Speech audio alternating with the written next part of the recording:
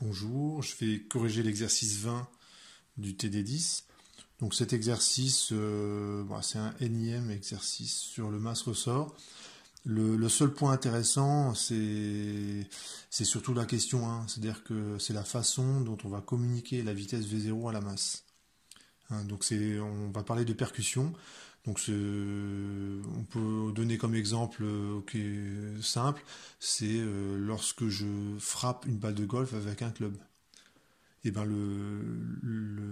la balle de golf acquiert sa vitesse finale pendant un temps très très court, qu'on appelle taux dans l'énoncé.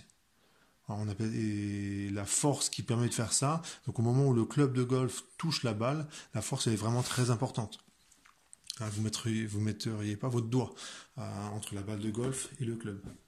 Parce que, bon, voilà, sans explication supplémentaire. Donc, c'est la question 1 pour ça l'intéressante. Alors, je commence par ce qu'on fait d'habitude. C'est qu'on définit le référentiel. Le système, on fait un petit schéma. Donc ici, on a une masse. Le bilan des forces, bon, ce serait peut-être bien de faire un schéma. Donc la masse, c'est ça. On prend un ressort à vide. On vous dit que ce ressort a une longueur à vide nulle. Donc bon, je le représente comme ça.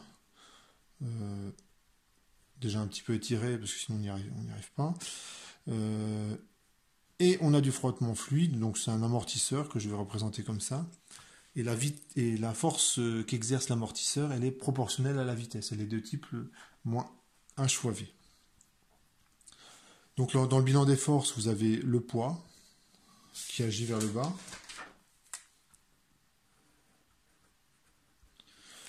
Vous avez la réaction du support. Bon, on suppose que tous les frottements, ils sont à ce niveau-là, au niveau de l'amortisseur. Il n'y en a pas du tout au niveau du point de contact entre la masse et le support ici. Donc la réaction, elle est bien normale. Vous avez ensuite la force de rappel du ressort.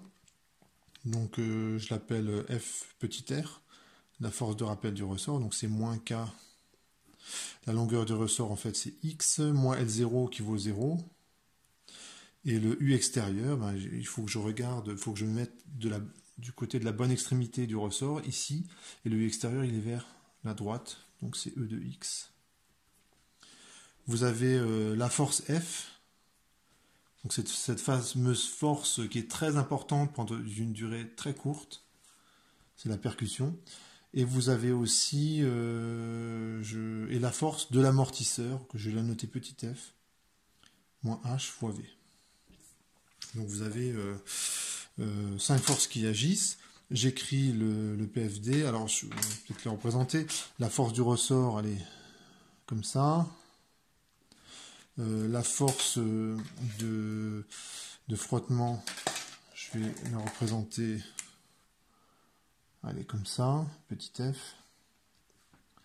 C'est la force du ressort.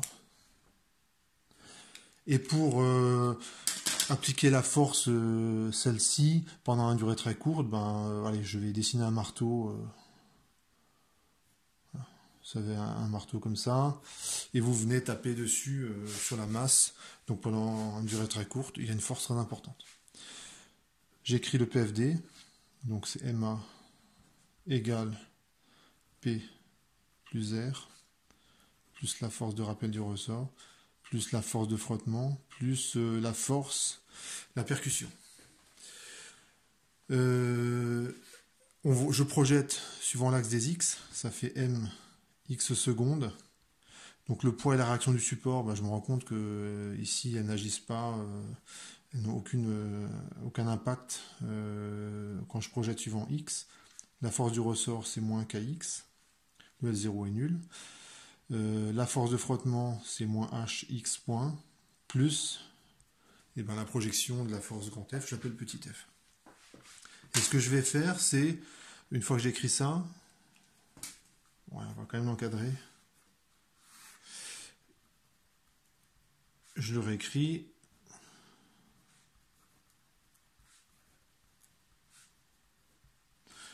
Je vais l'intégrer.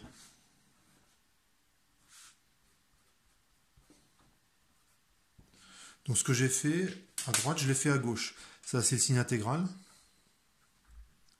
J'ai multiplié par d2t. Donc ce que j'ai fait à droite, je l'ai fait à gauche. Et j'intègre entre 0 et taux. Alors je vais m'occuper de ce qui est à droite. Donc taux est tout petit. D'accord. Initialement, la masse, elle est à l'équilibre. Hein, et puis même si elle n'était pas, c'est pas très grave. Parce que taux est tellement petit, quand je vais intégrer ce truc-là, ça va de toute façon donner une contribution qui est toute petite. Pareil pour la force de frottement qui est ici. Bon, x point a priori c'est nul au départ. On vous dit que la masse elle bouge pas, donc ce terme de toute façon il vaut 0. Mais même s'il était non nul, comme j'intègre sur une durée qui est toute petite, de toute façon ça va donner une contribution qui est toute petite. Par contre, on vous dit que F est très très très grand. Donc en fait ces deux forces-là, c'est ce que je disais à l'instant, ces deux forces-là de toute façon elles vont être négligeables par rapport à celles-là. Donc le seul terme qui va donner une contribution non nulle, c'est ce terme-là. Et on reconnaît anti, hein, qui est d'après l'énoncé. Je m'occupe maintenant de la gauche de l'égalité. Une primitive de mx seconde, bah, c'est mx point, donc la vitesse, intégrée entre 0 et taux, donc j'ai l'opérateur crochet. La vitesse initiale, elle est nulle, puisque au départ la masse, elle est au repos. Donc ça fait m fois v, 0. V0, c'est la vitesse que va acquérir la masse au bout d'une durée taux. Alors comme taux est très petit, en fait, je pourrais dire que taux c'est 0 plus. Et donc c'est égal à i. Et donc V0, c'est I sur M.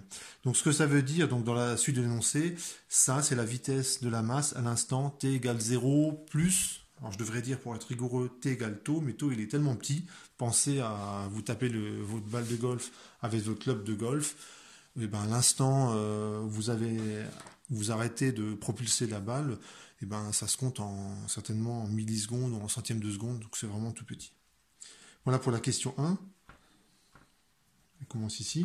Donc, à la question 2, on va résoudre l'équation différentielle et on se place en régime critique et on vous demande l'amplitude maximale que va atteindre la masse.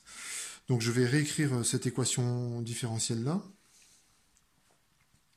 Plus h sur m x point plus k sur m x est égal à 0. Pour t supérieur à taux, qui est, allez, on va dire que c'est 0 plus, et ben il n'y a plus de force qui s'exerce. Le système, il ne vérifie plus que cette équation différentielle. Donc ça, c'est oméga 0 sur Q. Ce truc-là, c'est oméga 0 carré. Et le facteur de qualité, il vaut 1,5 parce qu'on est en régime critique. Donc ça fait 2 oméga 0 x point plus oméga 0 carré x égale à 0. Alors, on n'est pas obligé de faire ça. Hein. J'aurais pu garder ces notations-là, écrire que le discriminant s'annule, et j'aurais pu continuer mes calculs avec ces notations-là. Mais c'est vrai qu'habituellement, je prends toujours un petit temps pour mettre sous forme canonique les équations différentielles. Donc je résous l'équation différentielle. Je commence par l'équation sans second membre. Et x1 de t, c'est de la forme a t plus b exponentielle moins oméga 0 t. Alors comment je trouve le moins oméga 0 ? Eh ben c'est la solution, l'équation caractéristique r carré plus 2r plus 2r oméga 0 plus oméga 0 carré égale à 0. Et ben on obtient une solution double qui vaut moins oméga 0.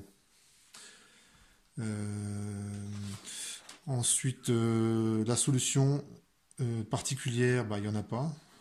Donc la solution générale, c'est la solution sans second membre. Donc x de t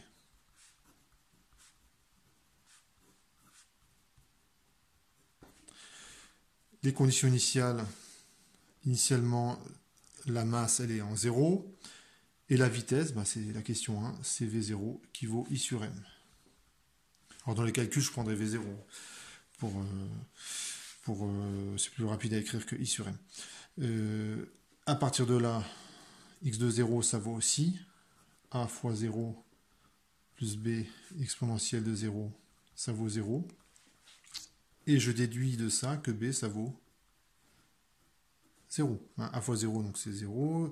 Tout ça, ça vaut B, donc B égale 0. Je dérive mon expression de x de t, donc je le dérive avant de remplacer t par 0. Donc là, j'ai une expression du type u fois v, et ça donne a fois exponentielle moins oméga 0t. Donc le a, c'est u', plus at plus b. Alors je sais que b vaut 0, mais je l'écris quand même. Et quand je dérive exponentielle moins oméga 0t, ça donne...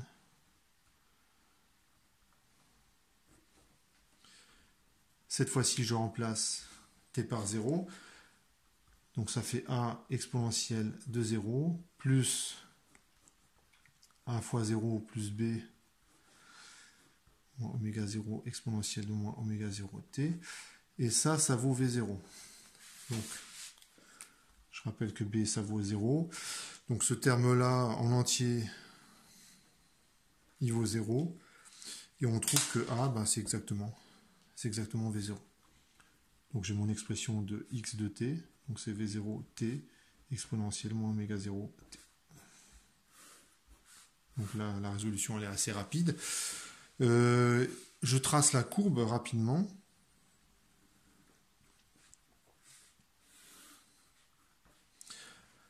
Quand t est tout petit, ce truc-là il vaut 1. Donc en gros, x de t c'est v0 fois t. De toute façon, c'est les conditions initiales. Hein. Là, ce que je suis en train d'écrire, c'est les conditions initiales. Donc j'ai même pas besoin de ça pour savoir ça. Je sais que la masse, elle part de 0 avec une vitesse v0. Mais bon, en tout cas, ça montre que mes calculs sont cohérents. Lorsque t tend vers l'infini, bah, c'est l'exponentielle qui l'emporte. Hein, il tend très rapidement, enfin plus rapidement vers 0 que t tend vers l'infini. Donc ça va donner un truc comme ça. Donc forcément, il y a un x max quelque part. Et pour trouver le x max, eh ben, il suffit simplement de regarder à quel instant x point s'annule. Donc pour trouver x max, c'est une étude de fonction, hein, tout simplement. On cherche t max, allez, je l'appelle, tel que x point de t max égale à 0. Et ben je prends l'expression de la dérivée. Donc ça donne, sauf erreur, v0 exponentielle moins oméga 0 t max plus a t max fois moins oméga 0 exponentielle moins oméga 0 t max égale à 0. Et quand on voit ce truc-là, tout de suite, on a une simplification. On a une simplification parce que l'exponentielle, ce terme-là, il apparaît en facteur des deux termes présents. Donc, hop, je peux le simplifier. Et donc, il me reste V0. En plus, l'exponentielle ne s'annule jamais, donc ça, il n'y a absolument aucun problème. On a un signe moins à t max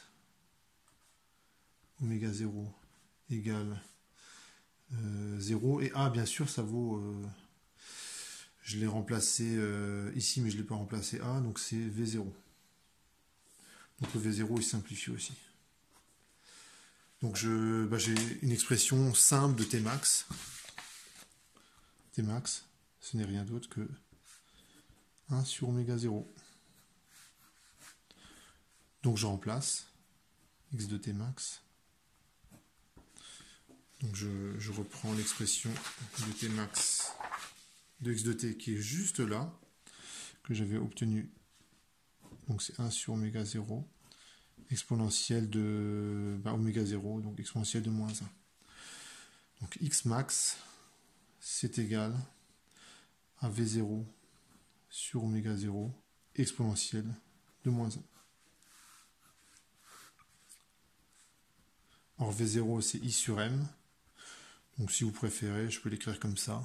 X max, c'est I exponentielle de moins 1 M oméga 0. Donc la mesure de X max me permet de trouver I. Et donc normalement ça répond à la deuxième question. Voilà pour cet exercice.